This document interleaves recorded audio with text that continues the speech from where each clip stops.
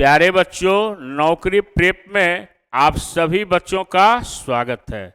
मैं आर के झा आज आपको रेलवे ग्रुप डी से रिलेटेड कुछ इंपॉर्टेंट क्वेश्चंस को हम बताने जा रहे हैं, जिसमें आपको ये बताया जाएगा कि क्वेश्चंस जो एग्जामिनेशन में पूछे जाते हैं उसका पैटर्न क्या है और क्वेश्चंस को हम कैसे सॉल्व करते हैं। तो सबसे पहले प्यारे बच्चों हमको ये समझना है किसी भी क्वेश्चंस को सॉल्व करने से पहले हमको किन बातों का ध्यान में रखना होगा।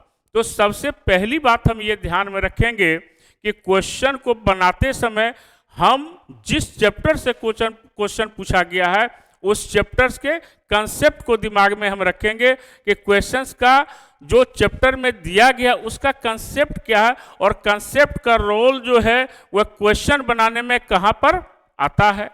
अगर ये चीज़ अगर हमको ध्यान में है तो एक्यूरेसी जो है वो हमारे साथ में रहेगा। चूंकि नेगेटिव मार्किंग भी आप जानते हैं, तो नेगेटिव मार्किंग ना हो, जो आपने सही बनाया है वो गलत ना हो, इसके लिए जरूरी है कि आप कंसेप्ट के साथ अगर बनाएंगे क्वेश्चन को तो वो आपका एक्यूरेसी मेंटेन रहेगा। और इम्पोर्टेंट ये होता है कि टाइम मैनेजमेंट आप कितना बेहतर तरीके से कर सकते हैं। अगर ये दो तीन चीज़ों को अगर आप ध्यान में रखेंगे तो आपकी सफलता निश्चित तौर पर आपका तय है। और नौकरी प्रेप हमेशा यह चाहता है और इस प्लेटफॉर्म का ये मानना है कि अगर आप प्रत्येक चैप्टर्स को कंसेप्ट के साथ अगर क्वेश्चन को सॉल्व करते हैं तो आपका एक्यूरेसी मेंटेन रहेगा। तो यहाँ पर हम ये बताने जा रहे हैं कि यहाँ जो दिया गया है किरण पब्लिकेशन का जो ये आपका रेलवे ग्रुप डी का जो आपका ये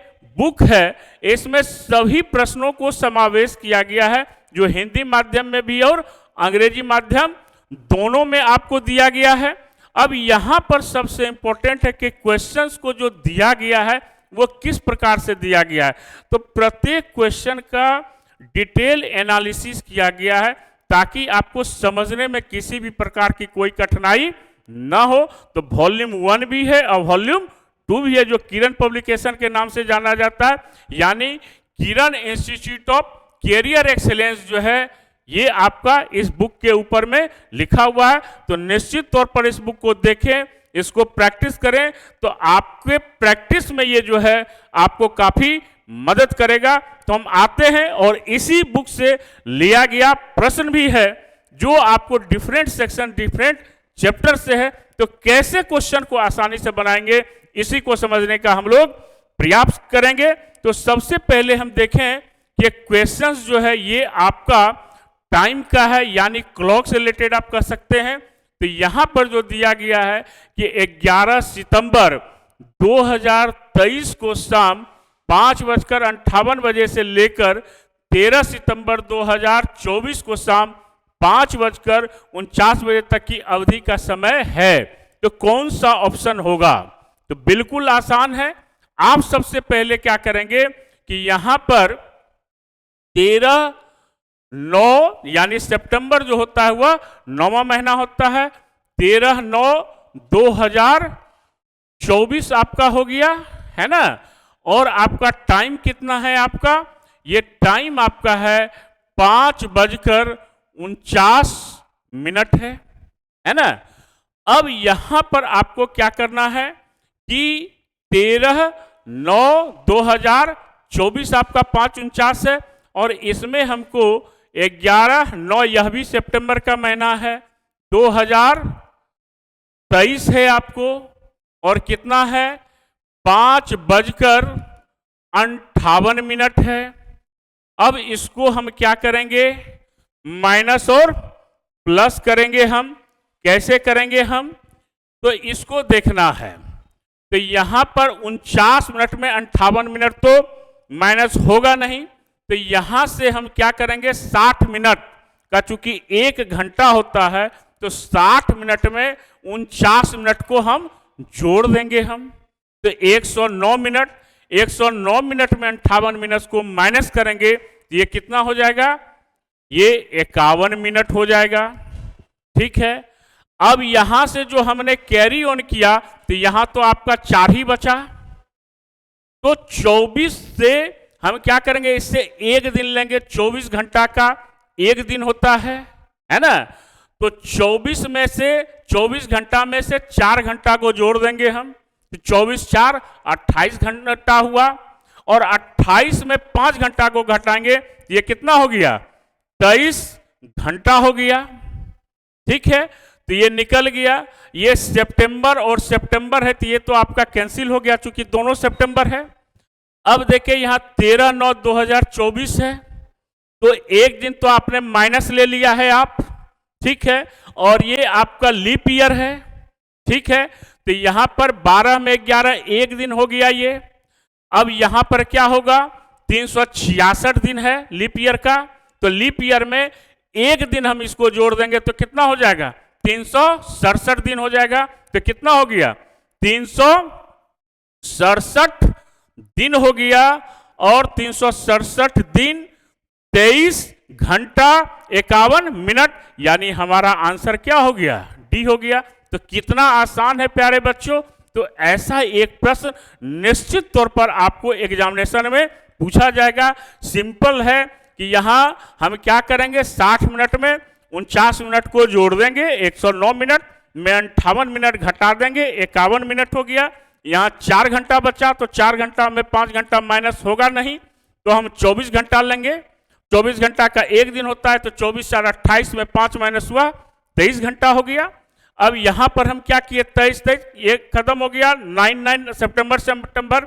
और ये जो आपका है लीप ईयर है आपका 366 दिन है, तो 366 दिन में आपका क्या हो गया, तो यहाँ 12 बचा, क्योंकि एक दिन तो हम माइनस ले लिए थे, तो 12 में 11 घटा, तो कितना बचा गया है, एक बच गया, यानी एक दिन, यानी 366 में इस एक दिन को जोड़ देंगे तो कितना हो गया, 367 दिन 23 घंटा और 51 मिनट, यानी ऑप्शन नंबर डी।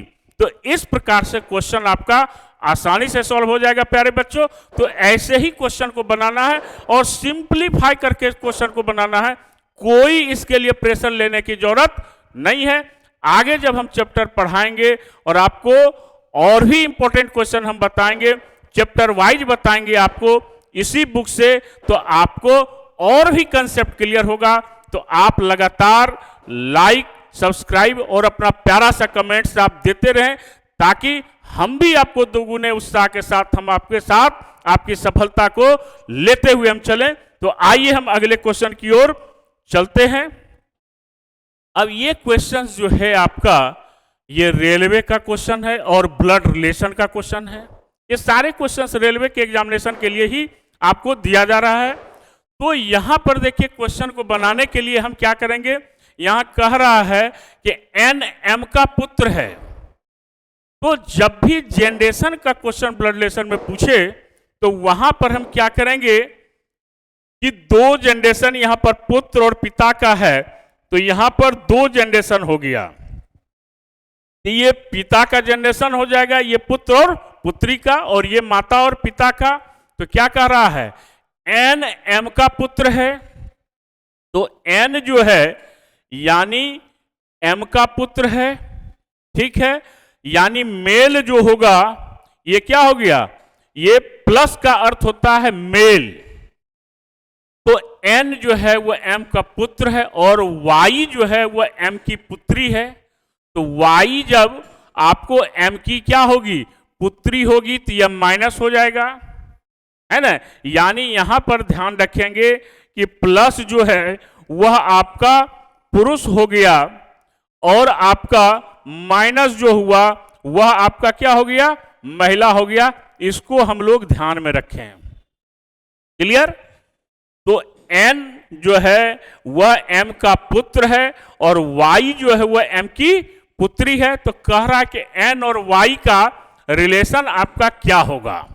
तो सिंपल है, एन और वाई जो है ये दोनों आपस में क्या होगा, भाई और बहन होगा, यानी ऑप्शन नंबर सी हो जाएगा। यानी एन जो है यह भाई हो गया किसका, वाई का, और वाई जो है यह क्या हो गई, बहन हो गई। और एम का कोई जेंडर क्लियर नहीं है कि माता है या पिता है, लेकिन ये तय है कि ये अगर इसका क्या है, ये अगर पुत्र है और ये इसकी क्या है, पुत्री है। तो डेफिनेटली है कि एन जो है वह भाई है और वाई जो है वह बहन है। तो यानी दोनों का रिश्ता जो है वह ब्रदर और सिस्टर का है। तो ब्लड रिलेशन में जब भी क्वेश्चन को हम लोग सॉल्व करें तो जनरेशन को हम लोग क्लियर करके चलेंगे तो मेरा क्वेश्चन और भी आपका आसान हो जाएगा। क्लियर है प्यारे बच्चों? आगे चलते हैं और क्वेश्चंस को बनाने के लिए हम लोग हर क्वेश्चन के लैंग्वेज पर ध्यान देंगे, किसका रिलेशन किसके साथ है। क्लियर? अब आगे आप आइए। अब देखिए ये कोडिंग डिकोडिंग के सिंबल बेस्ड का क्वेश्चन है।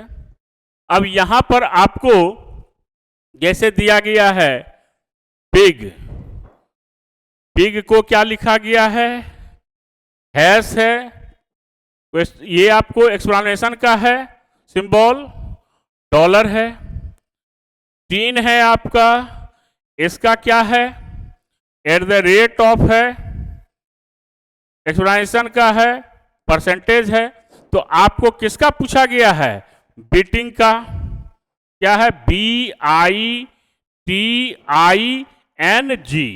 और ऐसा क्वेश्चन जब आपको पूछा जाए तो याद रखिए कि हमेशा सिंबल बेस्ड का जो क्वेश्चन होगा 99% आप ध्यान में रखिएगा वह क्वेश्चन हमेशा कॉमन बेस्ड में होगा। अब कैसे आप कॉमन बेस्ड देखेंगे, अब इसको देखिए आप, इसको जब आप देखेंगे तो आई यहां भी है, आई यहां भी है, और दोनों जगह क्या है आपका एक्सप्लेनेशन का है सिंबल। तो निश्चित तौर पर बी का क्या है, हैच है ना। आई का क्या है, एक्सप्लेनेशन है।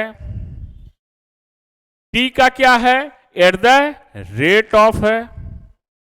बिट आई का फिर आपका एक्सक्लेमेशन है। ठीक है, अब क्या है, BITI हो गया, NG, एन का क्या है, परसेंटेज है। ठीक है, अब जी का क्या होगा, डॉलर होगा, और इस प्रकार से ये आपका क्या होगा, आंसर होगा, है ना। तो अब देखिए कहां पर ये है, यहां देखिए हैज है, एक्सप्लेनेशन है, एट द रेट ऑफ है, एक्सप्लेनेशन है, परसेंटेज है, डॉलर है। यानी निश्चित तौर पर आप कह सकते हैं कि आपका आंसर क्या होगा, बी हो जाएगा। एक्सप्लेनेशन है आपका, hash explanation, at the rate of, explanation, percentage और डॉलर, यानी ऑप्शन नंबर बी हो जाएगा। क्लियर है? तो आप जब क्वेश्चन को सॉल्व करेंगे तो आपका अपने आप आंसर क्या होगा, कंसेप्चुअली आपका सॉल्व होते चला जाएगा। बहुत टफ क्वेश्चन एग्जामिनेशन में नहीं पूछा जाता है, केवल आपको ध्यान में रखना है क्वेश्चन क्या पूछा है, उस चैप्टर्स के कंसेप्ट को आप ध्यान में रखेंगे तो क्वेश्चन बिल्कुल आपके लिए आसान हो जाएगा। और नौकरी प्रेप हमेशा ये ध्यान में रखेगा कि आपकी समझ कैसे ज्यादा से ज्यादा बेहतर हो सके, इसका ख्याल हमेशा नौकरी प्रेप प्लेटफॉर्म आपको हमेशा सपोर्ट करता रहेगा, इसके लिए कि आप ज्यादा बेहतर तरीके से किसी भी क्वेश्चन को आप समझ सकें। ठीक है, अगला क्वेश्चन हम लोग चलें।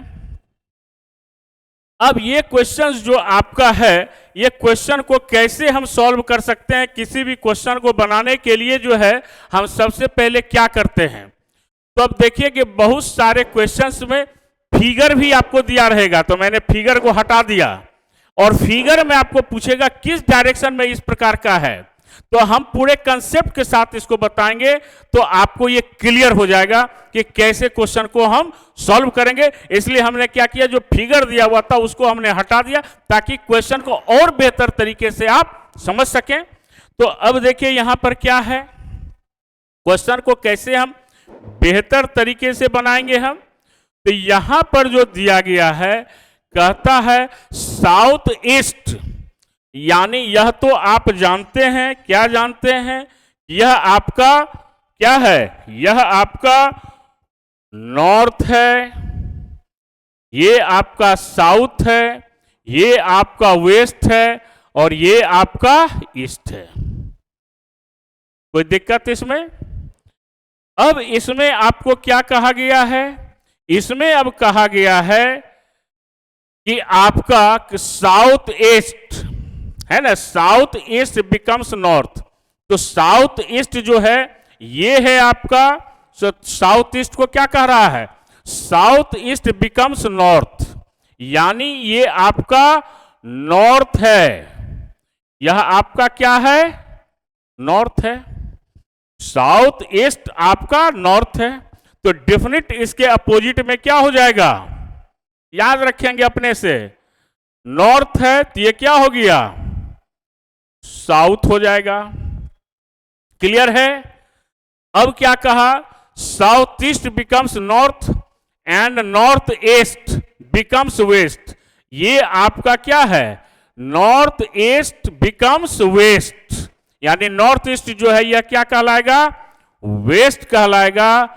तो डेफिनेट तौर पर नॉर्थ हो गया, साउथ हो गया, वेस्ट हो गया, तो ये आपका क्या कहलाएगा, ये आपका ईस्ट कहलाएगा। और जब ईस्ट कहलाएगा तो ये कौन सा हो जाएगा, साउथ वेस्ट, यानी दक्षिण पश्चिम, यानी ऑप्शन नंबर क्या हो गया, सी हो गया। साउथ वेस्ट यानी दक्षिण और पश्चिम जो है ये आपका क्या हो गया, ये आपका ईस्ट हो गया। तो बिना आपका फिगर दिया हुआ अगर प्रश्न आता है, तो अगर ये हमको पता है नॉर्थ साउथ वेस्ट ईस्ट, हम इसको क्या करते हैं, आसानी से क्वेश्चन को सॉल्व कर लेते हैं। तो इसको बनाने के लिए आपको डायरेक्शन को आपको समझना पड़ेगा कि डायरेक्शन चैप्टर में क्वेश्चंस जो है वह किस प्रकार से पूछे जाते हैं। क्लियर। अब आगे चलते हैं हम लोग। अब एक क्वेश्चन आपका जो है वो वेन डायग्राम से है, और कितना आसान है। तो यहां लिखा गया है कि नीचे दिया गया आरेख जो है, क्या दिया गया है, नीचे दिए गए आरेख कक्षा में फुटबॉल, हॉकी और बास्केटबॉल खेलने वाले विद्यार्थियों की संख्या दर्शाता है। यानी एफ जो है यह आपका क्या हो गया, ये आपका फुटबॉल हो गया, आपको ध्यान में रखेंगे, ये फुटबॉल हो गया। एच जो है ये क्या हो गया, ये आपका हॉकी हो गया। और बास्केटबॉल जो है आपका, ये जो हो गया यह क्या हो गया, बास्केट बॉल हो गया, है ना। तो यहां पर आपको कह रहा है कि कम से कम what is the total number of student who play at least. जैसे ही एट लीस्ट लिखा गया, आप क्या करेंगे कि ये फुटबॉल है, ये आपका, ये जो आप देख रहे हैं ये आपका फुटबॉल हो गया, ये जो देख रहे हैं ये हॉकी हो गया, और ये जो देख रहे हैं बास्केटबॉल हो गया। तो जब कम से कम यानी एटलीस्ट लिखा जाए, तो सर्किल के अंदर जो कॉमन है उस सबको लेकर जोड़ेंगे, दो को नहीं जोड़ेंगे, हम तीनों को जोड़ेंगे। तो यहां पर कितना है आपका, 12 है कॉमन, 12 के बाद 15 है आपका, 15 के बाद 13 और 14, सबको जोड़ देंगे हम, कितना हो जाएगा, तो 12 3 15 10 25, 25 5 30 10 40, और 14 कितना हुआ, 54। तो यही 54 हमारा क्या होगा, यही 54 हमारा आंसर हो जाएगा। बिल्कुल कितना हो जाएगा, 54 हो जाएगा, है ना। इस 11 को हमने लिया, इस 11 को लिया हमने, इस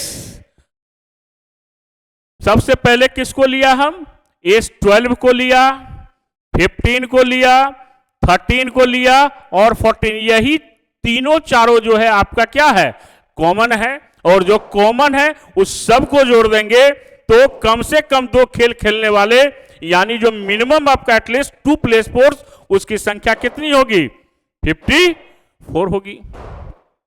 क्लियर है। तो ऐसे ही क्वेश्चन को हम लोग क्या करेंगे, सॉल्व करेंगे। तो फिर अगले क्लास में आपसे मुलाकात होगी।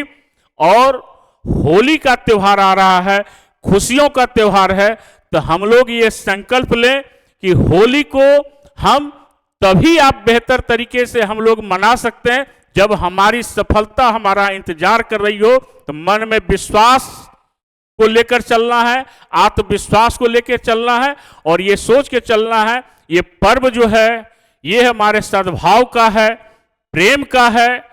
प्रेम से हम लोग गुलाल खेले, रंग खेले और नौकरी प्रेप की तरफ से आप सभी बच्चों को ढेर सारी होली की शुभकामनाएं। और फिर होली के बाद फिर हम आपसे मुलाकात करेंगे, कुछ नए क्वेश्चंस को लेकर आएंगे और आपको बताएंगे कि आगे के एग्जामिनेशन के लिए क्या स्ट्रेटजी अपनानी है और कितना बेहतर हम कर सकते हैं। थैंक यू, धन्यवाद। मैं आर के झा, फिर आपका इंतजार हम करेंगे। Thank you.